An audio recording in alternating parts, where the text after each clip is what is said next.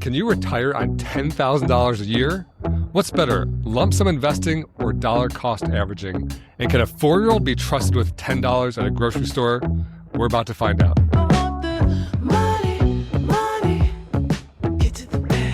Welcome back to the Personal Finance Club show. Hey, Jen. What's up, Jeremy? A lot. Jen, are you a Redditor? Not really. Do you have an account? I have an account, but I just go on there when I have a random question, then no one answers it, and then I just leave. Yeah. Interesting. Oh, you ask a question, no one answers it? Yeah, I got a new keyboard, and it's like a Japanese keyboard, and I asked a very specific question about it, and it still has 0. What do you call them? Upvotes or whatever? Oh, yeah, upvotes. No one Yeah. up with it.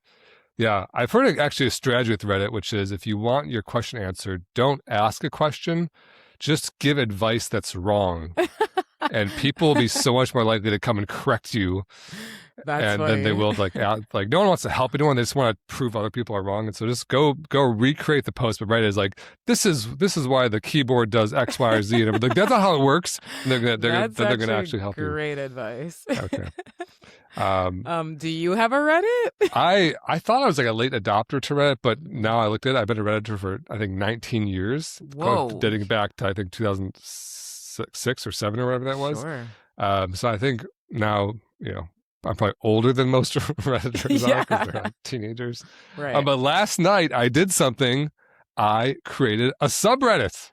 Tell me what that is. Of our very own. What's a subreddit or which subreddit? What's a subreddit? Okay, so Reddit is like basically this like online internet forum where people are very mean to each other, but then there's like different categories. And so there's one that's like AMA for Ask Me Anything, or there's one that's r/videos. Oh, so it's just like a category. Yeah, it's like a category. It's like a subreddit. I didn't know that's what they were called. Yeah, r/news, r/politics, whatever. Right. Okay. And then there's this like genre of subreddit called Ask a Blank. So you could like ask a doctor, ask a dentist. And then the idea there is if you could go to this subreddit, post a question, ask it, and then have real doctors potentially answer your question there. Is this a good idea for society? I don't know, but it's the way the internet's going. So I created r/ask a financial advisor. Whoa. Because so often on Reddit, I hear this advice, go talk to a financial advisor, which is, probably good advice.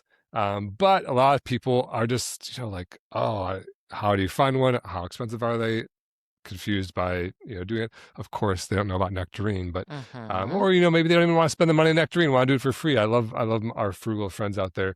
And so, yeah, it's a subreddit that's open to anyone to ask questions. It's open to all financial advisors, and we flare the actual advisors with their actual registered, what's called a CRD number. So you can go and look them up and verify their credentials on the Broker Check website. And if you are listening and you want to go ask a question on Reddit, go to reddit.com/r/ask a financial advisor. And I've already been pumping it with my own nectariners. I don't know. What do you call nectarinos? I don't know. I kind of like that. Yeah, they'll be on there. I feel like that's something like Ned Flanders would say. What's up, nectarinos? That's cute. Okay, cool. Very cool. I'm learning a lot about Reddit and subreddit. I don't think I'll ever be a Redditor in that way, but yeah, I'm embarrassingly very much a Redditor, I guess. I don't know. Don't look at my history, please. Yeah, Redditor. It sounds like a slur. Okay. Should we get into our first segment? Let's do it. Okay. Explain it like I'm 5. All right, 5-year-olds. This is another, we tackled estate planning on our last episode, and now just another question, just burning the tip of the tongue of every 5-year-old listening. What are these 5-year-olds wondering today, Jen? I had a 5-year-old come up to me and ask, can you explain lump sum versus dollar cost averaging? Oh, my God. It's is all blippy, dollar cost averaging, dollar cost averaging, dollar cost averaging. Okay. Obviously, a lot of 5-year-olds don't ask this, but you know what? You know who loves this term, dollar cost averaging? Who? Like everyone. It's just one of these terms that just really, I think I put it third. I don't know why, but the world is all about marketing. I think if the current presidential administration has taught you nothing, it should teach you it's all about optics. Right. And it's not often about substance. And just this is like a total aside, but there's a betting market called Polymarket, and there's this guy who's interviewed, and he makes like hundreds of thousands of dollars by betting on the predictions. And he predicted that JD Vance was going to be Donald Trump's running mate back when no one knew who it was going to be. And do you know how he knew it was going to be JD Vance before everyone else did? No. Because he was like, to his credit, was like trying to do some deep research, read every article he could find on how Trump chose Pence for his first VP running mate. And one of those articles, yeah, I know. Well, remember 4 lifetimes ago? Yeah, where is he today? Who knows? But in this article, Trump said he liked that Pence's last name had 5 letters, so they look good together in a sign that like lines up in like a nice little sign-sized rectangle. So then this gambler is like, that has the ring of extreme truth to it. Then he went to look at like the 30 names in the short list, and it like certainly wasn't like Vivek Ramaswamy or like the very long for multiple reasons. Right. But then he found JD Vance. Is like, not only is that 5 letters, but it actually like kind of sounds like Pence. And so then he bet like, and at this point the gambling market had like a 1% chance it was going to go to Vance. And so he bet like $5,000 on Vance, and that turned into like $250,000 payout when Vance was eventually picked. So spooky. But the point here is it's all about marketing, right? Because Trump thinks like this needs to look good on a sign because people make snap decisions in a half a second, and they want a good looking sign more than they want a deep understanding of the platform or whatever. And I think that is kind of true for dollar cost averaging too. I'd say dollar cost averaging and high yield savings account are in this camp of like very attractive sounding financial clever things. Like, ooh, I'm gonna do a high yield savings account and dollar cost averaging. And the flip side of that, estate planning is like this gross sounding word. Right. And no one wants to do that, right? I don't know why. That's just how I see the world. Okay. So that said, what is it? And I want to differentiate. I think a lot of people think dollar cost averaging means just putting money into your investments when you get it. For example, in your 401k, you go get a job, your 401k has a little form when you sign up, or it's online, and you drag the little slider, how much you want to invest, 5%, 6%, 7% of your income, whatever it is. And then I think people say, okay, that's dollar cost averaging. I'm dollar cost averaging into the market, which means, taking the average price of the market over time on a periodic basis. And in my opinion, that's not dollar cost averaging. What that is that's called periodic investing, which is great. Everyone should be doing it, periodic investing, getting money when you have it. But in this conversation that you asked about dollar cost averaging versus lump sum investing, that's something different. Periodic investing is just regular investing. When you get the money, take it out of your paycheck, put it in. That's a different whole conversation. What we're talking about is if you have a windfall, if you have a lump sum, if you have a big influx of cash. If I get $1 million from Polymarket by betting Vance. Exactly. If you go win big on Polymarket, if you predict how Trump makes decisions somehow and get it right and get your $1 million, then suddenly you decide to no longer be a gambler and do the more reasonable thing, which is to invest in buy and hold behavior and a low cost index fund, like we all should be doing with most of our money, or most of our investing money at least. Then the question is, the next day after the market closes, you've got your $1 million.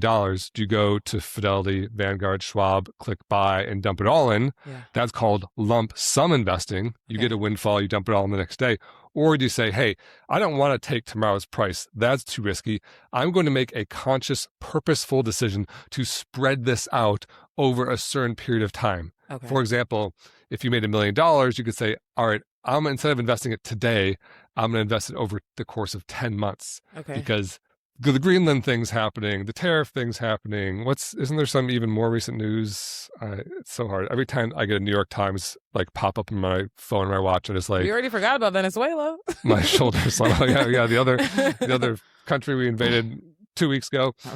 So you say, okay, this is too volatile of a time. I don't want to take tomorrow's price. I'm going to just dollar cost average on purpose over the next 10 months. And so then and that's really the. So what you're saying is basically that both of these terms have to do with the windfall, and neither one have to do with like you investing over 30 years as you would normally. 100%. Okay. In my opinion, maybe other people define it differently. I'd say the investing when you get your paycheck, that's just called periodic investing. That's great. But this conversation, the question you asked is all about the windfall choice. What do you Gotcha. do when you get an inheritance, when you get a bonus at work, when you win a, gambling site windfall, whatever it is? Right. And the answer is mathematically, Mm-hmm. and by the way, I know this because I wrote a program. I'm a Mhm. computer scientist by training, Mhm. and went back and wrote a program to basically make a dollar cost averaging versus lump sum investing calculator, Mhm. where you can put the number of dollars you have, Mhm. the months you're going to dollar cost average them over, Mhm. and then the total years you plan to be invested. And Mhm. then it will show you, based on the historical stock market from back in the 1800s until modern day, every single month of the S&P 500, which one would have performed better. Okay. And so, for example, if you have let's forget the million thing, let's make it a little bit more reasonable. Let's say you have a big sales bonus at the end of the year and you get $12,000, and you say, okay, should I put this $12,000 in January, or should I split it up $1,000 a month for the whole year? Mhm. Historically, 68.9% of the time, you'll end up with more money if you dump it in all in January. Mhm. And so you basically have about a 70% chance of having more money if you dump it all in January. So lump sum investing, mathematically, statistically, is more likely to get you more money. Okay. But sometimes dollar cost averaging can outperform. So, for example, if you were to get this lump sum in 1931, kind of like right at the beginning of the Great Depression, you would actually be much better by dollar cost averaging because the Mhm. market tanked, and you put most of those $1,000 chunks in kind of at much lower prices. Mhm. You would actually have outperformed the lump sum by 1.5% relative to lump sum investing. So dollar cost averaging can be better. The average performance. So if you put that $12,000 in, you invest it for 40 years. If you lump sum, on average, historically speaking, you'll turn your $12,000 into $547,000. Wow. Very good. Mhm. If you do dollar cost averaging, it's going to be less. On average, it's $525,000. Okay. So 547 versus 525, it's not a huge deal. If you look at the best performance ever, lump sum investing 1.7 million, dollar cost averaging 1.3 million. So on the best side, dollar or lump sum is a little bit better. And then the worst performance ever, your $12,000. Again, this is if you stopped investing right during the Great Depression. If you stopped investing in 1932, your $12,000 would have turned into $80,000. So again, not terrible for being in a Great Depression. Whereas if you were dollar cost averaging, it would have been just a couple $100 less, still about 80,000. Okay. I know I just was shouting a bunch of numbers on the microphone, but the net takeaway here is it doesn't make a huge matter. difference. And so I think what you should do is what you feel in your gut. If you are like sweating at the idea of putting this whole bonus into the stock market on one single day, don't do it. Mhm. Go make a little calendar event, have it repeat on the 4th of every month for as many months as you choose. Mhm. Then that day, or you can even go and automate it, in Fidelity, Vanguard, Schwab, they all say, hey, I'm going to automate, take $1,000 out of my checking account every third of the month, do it for 12 repeats, it'll automate it. I much prefer automating even to the calendaring thing, because then you can't forget. Right. Then you've kind of guaranteed your dollar cost averaging in the market. Like I said, statistically, you're going to end up with a little bit less than average, but if it makes you feel better and you're going to be mad at yourself if the market drops by 30% and you had just invested at a recent high, then just don't do it, right? So yeah, the other big takeaway is either one you choose, the numbers are phenomenal, right? I talked about investing $12,000 for 40 years, average performance $500,000, $12,000 to $500,000. That's mind-boggling money, but it's only that big because this program assumes you stay the course. Right. Like there's that saying, like compound growth uninterrupted is the eighth wonder of the world. But if you interrupt it by panic selling, taking the money out, yada yada yada, it doesn't turn to $500,000. It turns into like 30,000 or whatever it is. So that's the difference. It's just dumping it all in. And by the way, I had a windfall of my own a few years ago. I sold a company for $5 million. My share after taxes, like the amount that was wired to my checking account that day, was about $2 million. The next open day of the market, I don't know if this is exactly true. It's approximately true. It might have been 2 days or whatever. I went to Fidelity. I clicked trade, and I was a broke person at this point. Like I was making $36,000 a year. And so I was clicking trade on like 5 different ETFs. like $600,000 at a time. Like buy $600,000, submit. It was a bananas thing to do for me at the time. But I did the lump sum because I understood the math. And, that year, it was 2015. I think the remainder of the year, the market kind of trailed off a little bit, like down 5 or 10%, like not a huge bad year. But then since 2015, basically, besides 2022, we haven't had a down year. And besides like 2020 and 2022, we haven't had a bear market. And so obviously it was a good thing to do, as it has been basically in all of history. So Right. I personally lump sum invest, but if that's not to your stomach, if that's not to your risk tolerance, just spread it out. But Right. put it in and keep it there for a long time. That's what really is important. That's what matters. Okay. Fantastic. Shall we move on to our next segment? Let's do it. Money, money. Can I ask a dumb one? Are you asking a dumb person? Maybe. Are you asking a dumb question? No. Honestly, the dumber questions are the better. I think when people are the most embarrassed about asking the dumbest question, it's like the smartest question. So let's see what they got today. Okay, we got a quick one from Emily. She says, what's the minimum dollar amount to be considered financially independent? For example, if someone spends $10,000 a year and has $250,000 invested, are they financially independent? Or would they need to do something additional to mitigate risk from having a lower FI number? I think you can say FI. I could say FI? Okay, I like the way that FI sounds, yeah. Yeah, or FI. I don't know. Okay. So financial independence is when you can basically be pretty likely you can live off the growth and sustain your living off of your investments indefinitely. Mm-hmm. And I say pretty likely because there's no guarantees, right? If I have $100 billion in my checking account and then an asteroid hits the Earth tomorrow, was I technically FI? I guess we were all FI because we all could have lived forever off of our investments at that point. And so there's no minimum. And so to answer your question directly, is $10,000 a year enough? The answer is yes, if you can live on $10,000 a year. And so, for example, if you live in one of the lower cost of living countries, India, Nepal, Vietnam, the Philippines, $10,000 a year puts you, I think, a little bit above the average spending per year in those countries. And so if you go, and you might be saying, oh, I don't want to go live in a low cost living country, then don't. You don't have to. But like, let's say you're someone living in the Philippines and you're spending, you spend $800 a month on food, rent to make your living. And then your neighbor doesn't have to. And by the way, and to make your $800 a month, you're working your tail off 40 to 60 hours a week, doing whatever your job is in the Philippines. Was that the example I was using? But your neighbor gets that same, $800,000 a month, but doesn't have to work. Are they financially independent? Yeah, from your perspective, heck yeah, they are. And so financial independence is just about being able to sustain yourself forever on that, off of your investments. It is not a judgment of your spending or your lifestyle or your level of consumption. And there's just so many people who just have this like American burned into their brain thing, like, oh no, if you don't have a fancy car, you're not financially independent. Like, it's all a matter of perspective, right? So to hammer this point home, I'm going to tell a couple little quick stories or summarize them. There's a story about this famous fisherman and the businessman. I'm sure a lot of you have heard it, and if you haven't, I'm going to summarize it. I was going to read it all, but it's too long. But basically, there's this fisherman. He's like on his boat, catches a couple of fish. He goes in at night, and this businessman sees him and says, what are you doing, man? You're only out there for an hour. You caught a couple of fish and you come home.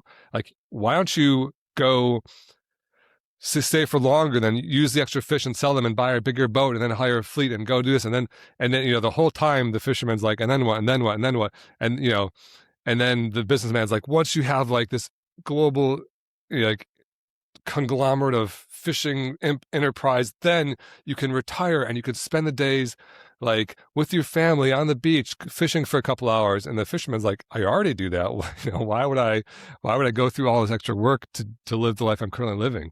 And the moral of the story, of course, is we're always seeking more. We always think that there's more and more and more and more. And sometimes you just have to say, like, when is enough? Mm-hmm. And the other story I have about that is there's kind of a famous quote. Kurt Vonnegut is an author. He was talking to one of his author friends, Joseph Heller, who wrote Catch-22. And I think Kurt Vonnegut said, Joseph Heller said, they were both at this party. I did a bad job setting this up. These two authors at this party on some like fancy private island hosted by a billionaire. Mm-hmm. And Joseph Heller says, this billionaire makes more money in a day than I made in a lifetime from selling Catch-22, this like internationally famous novel. Mm-hmm.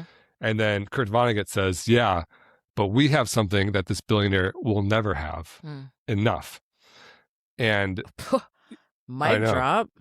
Boom, deep, right? And the point is like, it's kind of an answer to this question, which is, do you need to be a billionaire hosting private parties on a private island?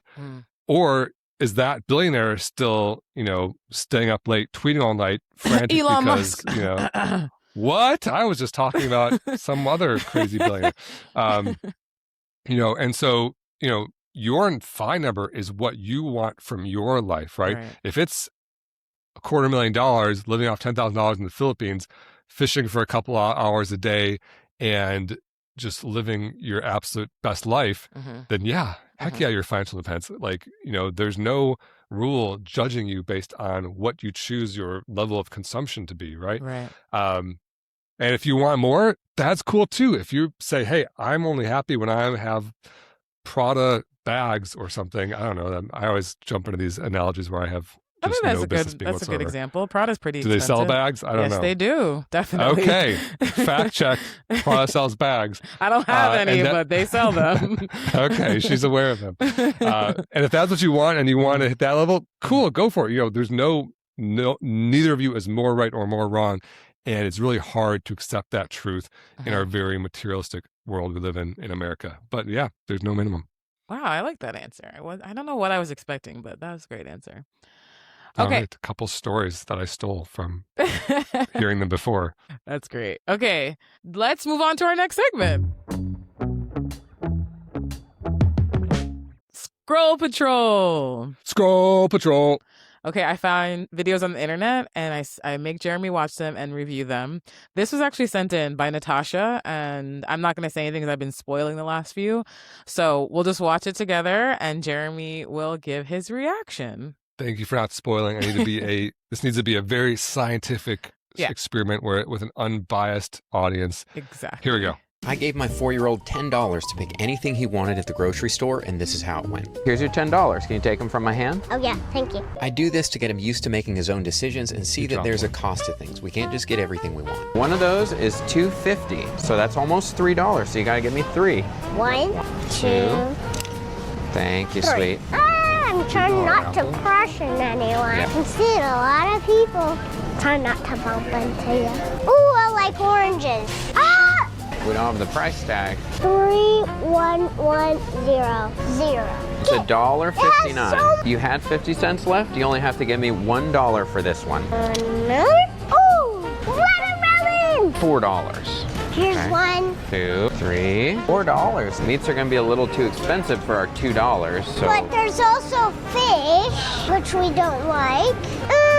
Raisin Bran. That one's gonna be about $4, and you only have 2 left. So you'd have to swap something out. Then I'll just swap my orange out. Leave the orange, and then you could give me your last $2, and that would be enough. There you go. 2.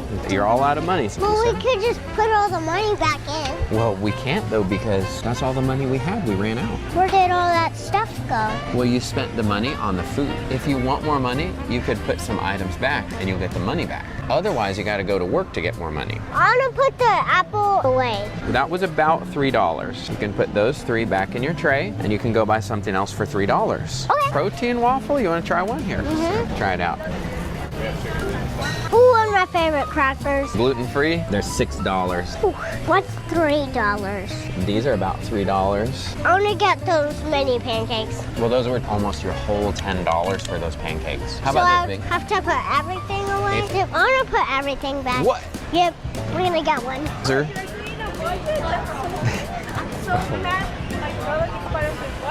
We're only getting one thing today? Exactly. Except you have $1 left. Hey. Oh, my. Bread samples. We don't have to, we're not buying them. Right? They're in that little bag. Well, you can grab it from there.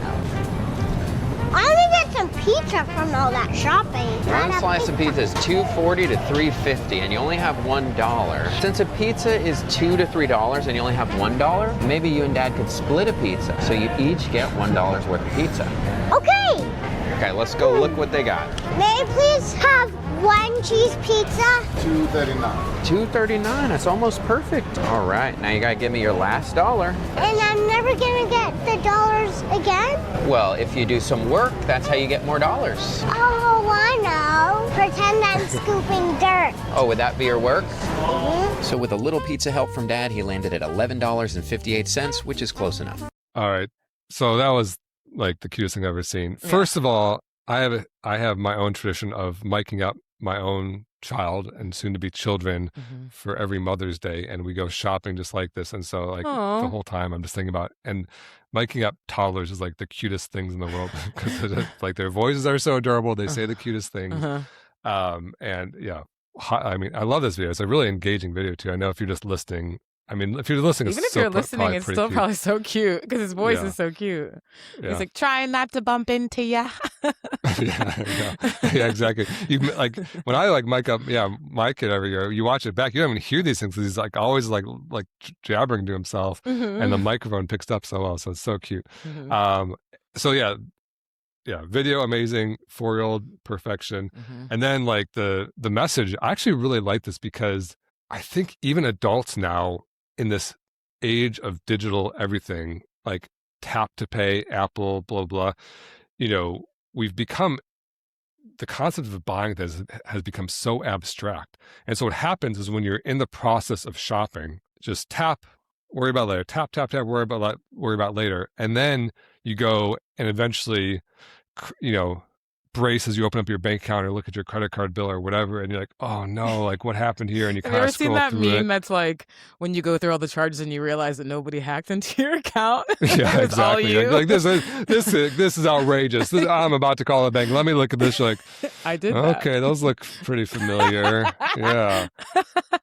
Those $40 add up pretty It's quick, like right? the Spider-Man pointing at Spider-Man meme. It's like, it was all Yeah. me. who did it? Oh, been there very recently. Mhm. Like every month. Mhm. So, but I used to be not like that. I used to kind of be more like this 4-year-old where I would go to the grocery store and be like, this needs to be under $50 because I only have $500 in my account and rent's $400 or whatever. It's very much like, and if you're just listening, he had these little kind of plastic coins. He was like, I was passing back wondering and why he forth to didn't his give him dad. real dollars. If it was $10, I feel like it would have been a good, Yeah. But anyway. I don't know. Yeah. Because that's he's cool. 4. You don't want to. I don't know. It's like you're going to Drop have to stuff. deal with real dollars eventually. That's true. But, I also think that kids don't really have a concept. Like, that's one of my favorite tricks is you give a kid $100 and you offer like $100 bill and you offer to give them 2 singles in exchange. That they'll always take that deal until they're like, 7 or 8 or something. That's so funny. I think maybe the physical tokens were more meaningful to a 4-year-old. Right. I mean, that, of course, could have been 10 singles too, of course. But I don't know. We're not here to judge on the currency. Mhm. But yeah, I think that's great. And I honestly think it's like, obviously it's like super cute about a 4-year-old, but I think adults should be learning this lesson too, because I think most of us as adults just like tap to pay, Apple Pay, Android Pay, whatever, and don't even think about the actual scarcity of their dollars. It just Yeah. feels infinite because it's all so abstract Yeah. until it's too late. And then you're looking at your credit card bill and it's a mess. I think it's getting people into more and more debt, more and more trouble. Right. And so I think we should be, whenever we spend, thinking about it like these little tokens and that they're going to run out. Yeah. I don't want you to not buy beautiful things, but if you spend more tokens than you have, Mhm. then you're going to be digging a lot of dirt ditches like this little 4-year-old is for a lot more Yeah, what years, did he right? say? Digging And so- dirt for Yeah, fun or digging- something like that. Digging dirt, it's like that's a job, right? Someone's got to dig the dirt. That's true. It's like a crypt yeah, keeper. so I love this video. I think we're on a streak of hot videos. I give it an A+. I think Amazing. is this 2 A+s in a row? I think so. maybe there's Yeah, 2, yeah. so- I knew you would like that. Okay. I'm like, you have 4. Is Mateo 5 yet, or he's just still 4? He's 4. He's an honest 4.5. I love it. So I was like, you have a 4-year-old, and this is just the cutest video. Thank you so much, Natasha, for sending it. As soon as she sent it, I was like, oh my god, Jeremy's gonna love this. So that was great. I do love it. Yeah, everything about it. Well executed, like cute kid, and I really think an important message, as simple as it is, but we really lose sight of that. Yeah, facts. Okay, let's get into our last segment. Money. Jeremy had time today. I had time today. We're going through your comments. We're getting into the DMs. We're getting into flame wars and a good old fashioned Flame war. 2000s flame war on the old That's so internet. aggressive. Flame is so aggressive. Okay, so you posted you're half naked in this post. So unfortunately, we do have to look at this picture. But it says retirement Unfortunately, is not an age. my guns are blazing. I don't want to look at my boss half naked for a job. Okay, that feels like, you know. I'm on a boat, you know, with a hat. And a dog. Whose dog is that? That is a friend's dog. Okay. Not All right. my dog. Let's not get into it. All right. Retirement is not an age is what the post says. Do you want to explain what you talked about in this post? And we'll get into the comment.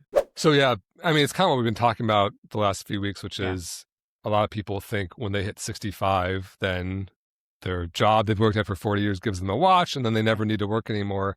And these days, you know, maybe that was never true. It's especially not true today because most people don't have pensions. Most people don't work for a job for 40 years. Today, if you want to retire, you need to have enough money, a certain amount of money to retire. And so this post is talking about the 4% rule, which is saying, hey, whatever amount of money you have invested, growing in your investments, that's cumulative, your 401k, IRA, brokerage account, all that combined, take 4% of that today. And then that's kind of the amount of money you can pretty much count on indefinitely going forward to live on. So for example, if you have $1 million, and this is, in fact, this is what the last, I think Emily asked about. She's like, if I have $250,000, can I take 4% of that, which is $10,000? And does that count? And the answer was, yeah, if you can live on 10,000, that counts. If, you know, a little bit more realistic number, if you have $1 million, that's 40,000, or if you have 2.5 million, that's $100,000 a year. And so if you can get to your investments to where your, you know, your quality of life, your level of consumption wants to be, then you're retired, not based on an actual age. And it's kind of all hinging on this 4% rule. And then this commenter said, Okay, they say, while a good rule of thumb, I'd say if you're trying to retire very young, you might need to go a little higher than 25x, since that's based on the 4% rule. Safe withdrawal for a longer than 30-year retirement is probably closer to 3.5% or even 3%, depending on how long you're trying to stretch it. And that was already not really a mean comment. They were just like explaining things, but they button it with, either way, if you hit 25x, you're killing it, which, you know, facts. all right, listen, jerk. Come back with like absolute opposite energy. The nicest human ever. We're pointing out, and you know, for the record, like they're 100% right. And I always kind of brush over this 4% rule. So I'm going to take just a moment to kind of explain where it really came from. Okay. And so it came from something called the Trinity Study, and because it happened at Trinity University, and these economists basically looked at, I think it was like a 50-50, or they looked at a few different portfolios, like 60-40, 75-25 of stocks and bonds over different, every period of years in like modern economic history. Okay. And then over different withdrawal timelines, like 15 or 30 years. You know, for example, if you retire at 80, you probably don't need you don't need a 30-year withdrawal time frame, because that puts you to 110, and you know that's very unlikely. I don't even want to live that long. Yeah, I don't know, unless I feel really good. And so then it basically said, okay, what percent can you withdraw every year and have it be successful? For example, so if you take out 20% per year, that will never, there's no bull market in history where that would survive for 30 years, because you're taking out a fifth of your portfolio. And even if it's growing at 14% for a few years, you're eventually going to have a down year, and then you're going to run out of money. Meanwhile, if you take out 1% per year, there's no, you know, window of history like 1965 to 1995 or you know, 1980 to 2010. There's no window of history where 1% would fail. You're always going to have money left over. Okay. And also, by the way, they account for inflation by taking the original percentage withdrawal rate, locking in that dollar amount. So for example, if you have $1 million, you lock in 40,000, then every year you increase it for inflation. So the first year you take out 40,000, the second year you take out 40,250, the third year you take out 40,600, whatever it is. And so basically you never have to, theoretically, inflation's, you know, hard to boil down to one exact number, but the idea is you never have to like lower your quality of life to live on the same amount of money. You're basically living the same, you know, on the same value of your dollar every year. And so they're basically trying to answer like, how much can you really take out of a portfolio and be very unlikely to go broke? And the number they kind of came up with was, if you do 4%, that works in about 96% of years. And so there's a couple years where inflation got, I think it was like in the 70s, where like there was a stagflation years where inflation got really, really bad. So you have to take out more and more and more money, but the market stayed kind of flat. And that puts you in a position where you're withdrawing more and more and more from your account, but the market wasn't going up enough. And then you actually did go broke. But the other 96% of the time, it worked. Okay. And, you know, everything I just said was written into a paper. The 4% rule just became very catchy. It's one of those rules, just like dollar cost averaging, high yield savings account, 4% rule. People like these little catchy phrases without, really understanding the depth of it. Right. But to this commenter's credit, the Trinity study stopped at 30 years. They just looked at it. They weren't looking at early retirement necessarily. They were looking at like a normal retirement. So if you retire at 60, is it going to get you to 90? Like that's kind of like the wider range of a normal retirement age, like retiring a little bit early, living a little bit late. But when we talk about FIRE, like I was in this post, and not retiring at 60, but retiring at 50 or 45 or 40 or 36, like I did in real life, now I'm hoping to live more than 30 years off of my investments. I'm hoping to live 60 years or whatever.